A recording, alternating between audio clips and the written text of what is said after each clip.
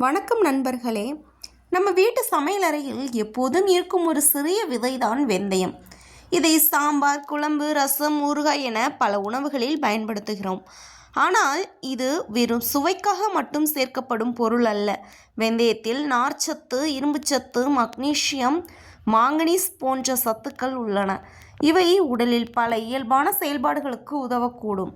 ஆனால் ஒரு விஷயம் நினைவில் வைத்துக் கொள்ளுங்கள், வெந்தயம் எந்த நோயையும் குணப்படுத்தும் மருந்து அல்ல.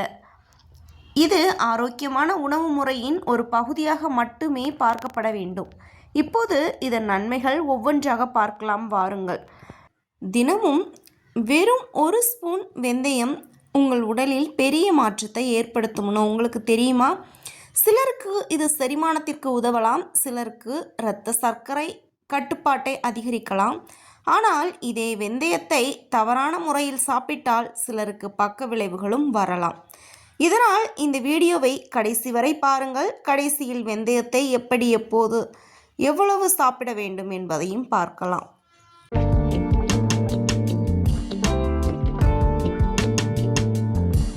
வெந்தயத்தின் முதலாவது நன்மை என்னன்னு பார்த்தா, செரிமானத்திற்கு உதவுது. பலருக்கு சாப்பிட்ட பிறகு வயிறு உப்பசமாக இருப்பது, அஜீரணம் அல்லது மலச்சிக்கல் போன்ற பிரச்சனைகள் இருக்கும். வெந்தயத்தில் இருக்கும் நார்ச்சத்து சிலருக்கு செரிமானத்தை சீராக வைத்திருக்க உதவக்கூடும். இதனால் குடலின் இயல்பான இயக்கம் மேம்பட வாய்ப்பு இருக்கிறது. இரவு 1 டீஸ்பூன் வெந்தயத்தை தண்ணீரில் ஊற வைத்து மறுநாள் காலை அளவாக எடுத்துக்கொள்வது என்பது பலர் பின்பற்றும் ஒரு பழக்கம். ஆனால் எல்லோருக்கும் ஒரே மாதிரி பலன் கிடைக்கும் என்று சொல்ல முடியாது. இரண்டாவது நன்மை என்னவென்றால், இரத்த சர்க்கரை அளவை அதிகரிக்கலாம். வெந்தயம் பற்றி பேசும்போது அதிகம் பேசப்படும் விஷயம் இதுதான். சிலர் ஆய்வுகளின்படி வெந்தயம் இரத்த சர்க்கரை அளவை கட்டுப்படுத்த உதவக்கூடும். இதற்கு அதில் இருக்கும் நார்ச்சத்து மற்றும் சில இயற்கை சேர்மங்கள் காரணமாக இருக்கலாம். ஆனால் முக்கியமான விஷயம் என்னவென்றால், நீங்கள் நீரிழிவு நோய்க்கு மருந்து எடுத்துக்கொண்டு இருந்தால் மருத்துவரின் ஆலோசனை இல்லாமல் வெந்தயத்தை அதிகமாக எடுத்துக்கொள்ளக்கூடாது. மூன்றாவது நன்மை என்னவென்றால், நீண்ட நேரம் பசி வராமல் இருக்க உதவலாம். உடல் எடையை குறைக்க முயற்சி செய்பவர்கள் அடிக்கடி பசி எடுப்பதால் சிரமப்படுவார்கள். வெந்தயத்தில் உள்ள நார்ச்சத்து சிலருக்கு வயிறு நிறைந்த உணர்வை நீண்ட நேரம் தர உதவக்கூடும். இதனால் இடையிடையே தேவையற்ற நொறுக்கு தீனிகளை சாப்பிடும் பழக்கம் குறைய வாய்ப்பு இருக்கிறது. ஆனால் வெந்தயம் மட்டும் சாப்பிட்டால் உடல் எடை குறைந்துவிடும் என்பது தவறான நம்பிக்கை. அதோடு சீரான உணவு முறையும் தினசரி உடற்பயிற்சியும் மிகவும் அவசியம். நான்காவது நன்மை, இதய ஆரோக்கியத்தை ஆதரிக்கும். நம்ம உடலில் இதய ஆரோக்கியமாக இருப்பது மிகவும் அவசியமான ஒன்று. இதயத்திற்கு நல்ல உணவுகளை சாப்பிடுவது நீண்ட கால ஆரோக்கியத்திற்கு உதவுகிறது. வெந்தயத்தில் இருக்கும் நார்ச்சத்து மற்றும் சில இயற்கை சேர்மங்கள் சீரான உணவு பழக்கத்துடன் சேர்ந்து இதய ஆரோக்கியத்தை ஆதரிக்க உதவக்கூடும் என்று சில ஆய்வுகள் கூறுகின்றன. ஆனால் இதய நோய்க்கு இது ஒரு சிகிச்சை அல்ல என்பதையும் நினைவில் கொள்ள வேண்டும். நீங்கள் ஏற்கனவே இதய மருந்துகள் எடுத்துக்கொண்டு இருந்தால் மருத்துவரின் ஆலோசனையை பின்பற்றுவது மிகவும் முக்கியம். ஐந்தாவது நன்மை என்னன்னா, கொலஸ்ட்ரால் அளவை ஆதரிக்க உதவலாம். இன்று பலருக்கு LDL அல்லது கெட்ட கொலஸ்ட்ரால் அதிகமாக இருப்பது ஒரு பொதுவான பிரச்சனையாக உள்ளது. சில ஆய்வுகளின்படி வெந்தயத்தில் உள்ள கரையக்கூடிய நார்ச்சத்து கொலஸ்ட்ரால் அளவை சீராக வைத்திருக்க உதவக்கூடும். ஆனால் வெந்தயம் மட்டும் சாப்பிட்டால் கொலஸ்ட்ரால் முழுவதும் குறைந்துவிடும் என்று நினைக்கக்கூடாது. எண்ணெய் அதிகமுள்ள உணவுகளை குறைப்பது, தினசரி நடைப்பயிற்சி செய்வது, காய்கறிகள் மற்றும் பழங்களை அதிகமாக சாப்பிடுவது போன்ற நல்ல பழக்கங்கள் அவசியம்.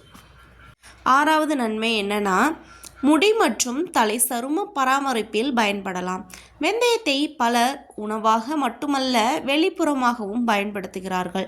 இரவு ஊற வைத்த வெந்தயத்தை அரைத்து தலையில் தடவுவது என்பது பாரம்பரியமாக பலர் பின்பற்றும் ஒரு வழக்கம். இது சிலருக்கு முடி வறட்சியை குறைக்கவும் தலை சருமத்தை ஈரப்பதமாக வைத்திருக்கவும் உதவலாம். ஆனால் முடி உதிர்வதற்கு ஹார்மோன், ஊட்டச்சத்து குறைபாடு, மன அழுத்தம் போன்ற பல காரணங்கள் இருக்கலாம். எனவே இதையடுத்து முடி உதிர்வது அதிகமாக இருந்தால் மருத்துவரை அணுகுவது நல்லது. 7வது நன்மை என்னன்னா, சரும ஆரோக்கியத்தை ஆதரிக்கலாம். ஆரோக்கியமான சருமத்திற்கு நல்ல உணவும் போதுமான தண்ணீரும் முக்கியம். வெந்தயத்தில் இருக்கக்கூடிய சில இயற்கை சத்துக்கள் சரும ஆரோக்கியத்தை ஆதரிக்க உதவக்கூடும்.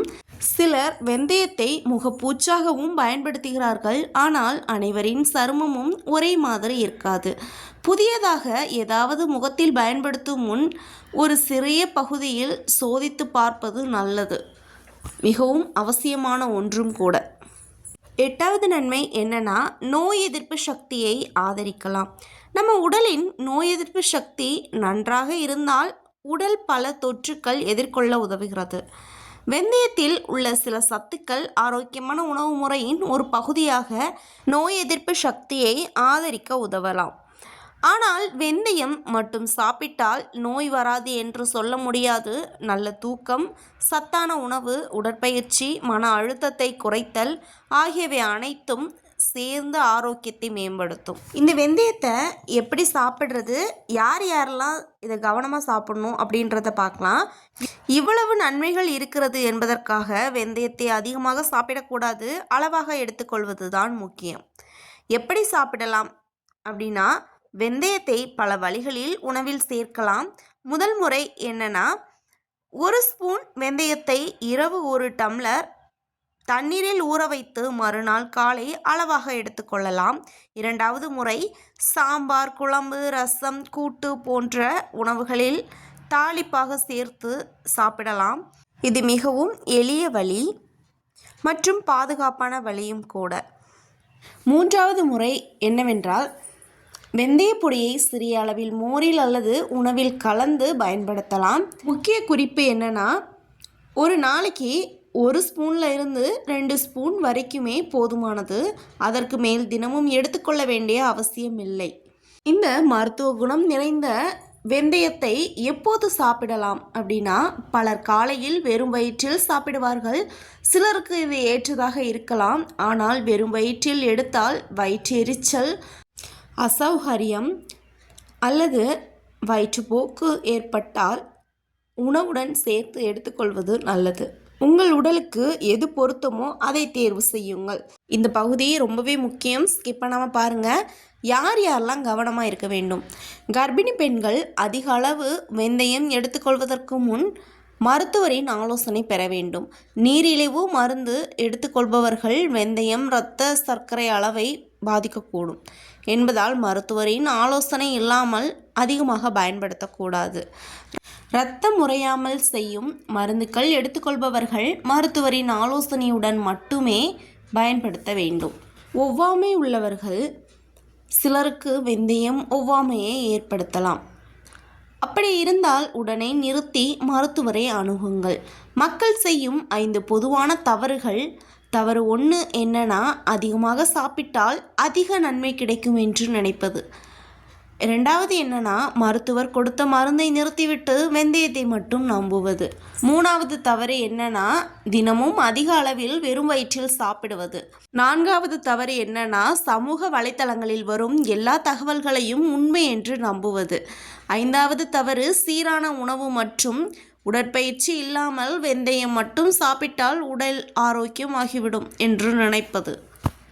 இதுவரை நாம் பார்த்தது வெந்தயத்தின் முக்கிய நன்மைகள், எப்படி சாப்பிட வேண்டும், யார் கவனமாக இருக்க வேண்டும், மக்கள் செய்யும் பொதுவான தவறுகள். ஓரளவு வெந்தயத்தை பற்றிய புரிதல் கிடைத்திருக்கும் என்று நினைக்கிறேன்.